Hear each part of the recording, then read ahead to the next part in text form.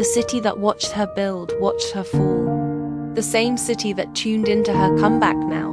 Watched her stand at an altar with the skyline winking behind her.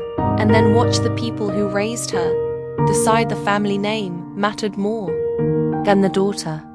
This is the second chapter. How Victoria Hayes chose love over lineage. How power screamed. And how the quiet courage of a man from Queens rewrote a family's story. If you stayed for part 1, thank you. If you didn't, there's a link below. This is where the past meets the choice. Weddings in Manhattan can be like small, slow movies, curated light, a playlist that sounds like a memory, faces that arrange themselves into chapters of your life. The guests had come from local suppliers, the SoHo pop-up partners, Marcus's cousins, and a journalist or two. It wasn't an Upper East Side ball. It was theirs, genuine, handmade, imperfect, and for that reason, perfect. Marcus tapped Vicky's hand. His thumb drew a small circle against her palm like a secret Morse code. She breathed in. The priest adjusted his notes. You could have sworn the city paused. And then the doors opened. The Hayes arrived like an edit made by someone with power. Perfectly placed, perfectly styled, perfectly furious. Charles Hayes in a midnight suit, shoulders a scaffold of industry. Eleanor with pearls and a face like winter sunlight. They didn't walk in, they descended. The room inhaled. Charles cut through the pleasantries like a blade. Victoria, he said, voice flat. You are making a mistake. Think of the name. The air tasted like old marble. Pause for a second. Do you think a family has the right to decide who their children marry? Comment YES or nitrogen monoxide below. I'll highlight thoughtful replies in the pinned comment. Marcus didn't blink. He had walked through Brooklyn winters for a long time. He knew how to face hard things without theatrics. He answered with a clear sentence. I love your daughter. Simple, terrible, true. The chapel breathed again, only this time with tension like a rope about to snap. Family objections came with a language of legacy. What it cost, who they were, the social ledger. But Vicky, raised to hide pain beneath velvet, felt something else crack open. Years of private hunger for being chosen collided with the public choice she was forced to make. For once, the little girl who'd sat at the edge of parties and watched others dance would decide. To understand why this mattered so much, you have to go back. The Hayes townhouse on East 72nd smelled like lemon oil and old money. In photographs it gleamed. In life, Vicky's small hands often waited on empty chairs. A younger brother, Ethan, eager for the spotlight, won trophies and rehearsals, and the family learned to love what could be paraded. Love for Vicky arrived in errant ways. A chauffeur sent to school, a scholarship to a boarding program, trophies for other people to applaud. She rebelled by building something that belonged to nobody but her. She left private jet rides for overnight, trains and investor calls for cold emails. It was a revolt made of spreadsheets and grit. Manhattan cheered the success that followed, but the old house still kept its doors, never quite warm. We'll come back to the Hayes legacy, to a secret that explains a lot. But first, the rebellion meets resistance. When public objection didn't stop the vows, the Hayes shifted tactics. Old money moves and networks, board chairs, gala lists, and donors. They dialed, not to threaten in public, but to suffocate opportunities. The firm that had quietly snubbed Vicky after the scandal readjusted its social engagement strategy. Invitations dried up. Foundation dinners became a field of cold shoulders. That influence stung, but it was a social knife, not a blunt instrument. Still, the Hayes would try darker pressure, not in the press that had burned them before, but in the neighborhoods where Marcus lived and where his suppliers kept their trucks. It was an attempt to scare the edges of the life they were building. It failed to break them, but it revealed the measure of what they'd chosen. We present scenes of intimidation as dramatic elements in a fictional story. We never provide or condone instructions for wrongdoing. We show emotional and social consequences. Only Marcus did what Marcus always did. He told the truth he had, and he asked for dignity. He brought evidence of shady calls to Vicky. Together, they chose strategy over spectacle, not out of cunning, but because in Manhattan, the right journalist and the right piece of paper can turn whispers into investigations. They released what needed releasing, not to destroy, but to show the shape of a truth. Then Vicky went home. She walked back into the Hayes townhouse with the kind of calm that surprises people who confuse anger with chaos. She walked into the drawing room where Eleanor polished a silver tray.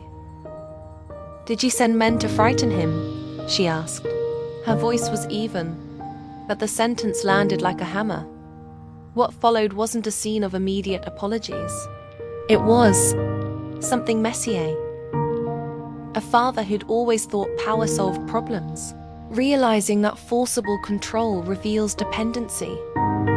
A mother who had polished her image to a shine, and now found the sheen cracking.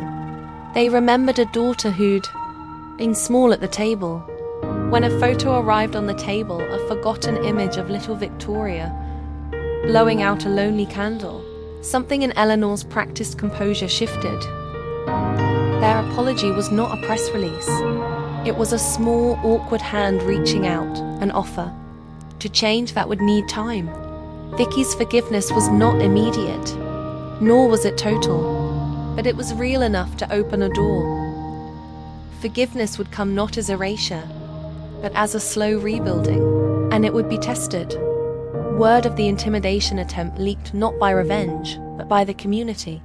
Marcus's suppliers, local shop owners, the same vendors who'd stood with the couple through the pop-up, they made calls. Neighborhoods in Brooklyn and Queens don't forget kindness. The support came in handwritten notes, in small packages delivered to the new office, in a column by a city columnist who remembered Vicky's early days. Power had its networks. So did the people they had helped along the way. The city can be cold, but it is also full of people who keep each other alive when the glare of money fades. That solidarity did more than comfort. It built a firewall.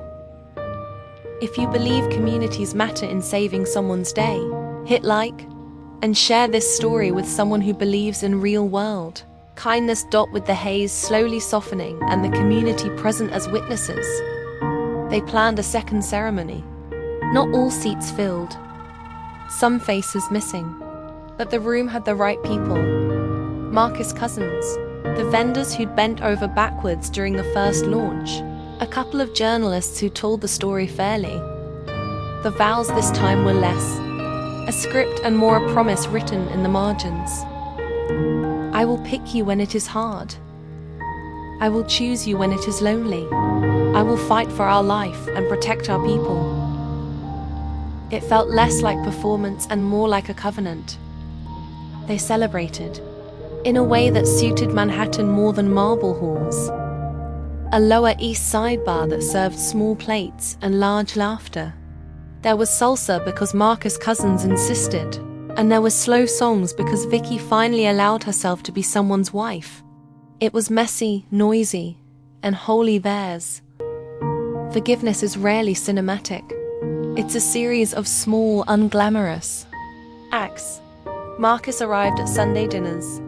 Eleanor learned to ask, "How was your week?" rather than "Who will be there?" Vicky met her brother Ethan in a hospital room one winter, when an illness knocked the family's foundation off balance. The reunion was awkward and then honest. It took time to stop carrying old scripts.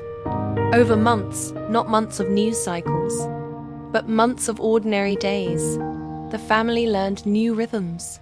They didn't fix everything, but they learned the language of being present. Vicky's company didn't become a skyscraper overnight. It became a patchwork of honest work. neighborhood suppliers, a logistics hub in Sunset Park, a small factory in Red Hook. They hired people with second chances. They paid invoices early. Marcus managed operations with the care of someone who knew who to call when a truck didn't show. They were not flashy. They were resilient. Their growth was quieter than the headlines had been, but it endured. And in Manhattan, endurance is a kind of applause. One spring night, a local charity asked Vicky to speak about rebuilding.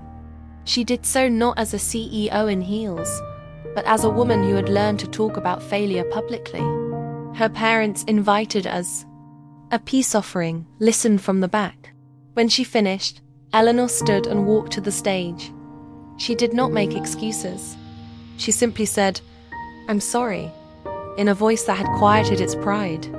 The applause was not for perfect endings. It was for people who tried. If you're moved, share this video and tell one person. Sometimes the bravest thing is to say sorry. Years later, city water still hisses in the subway grates, cabs still dart, and the skyline keeps rearranging itself with new glass towers.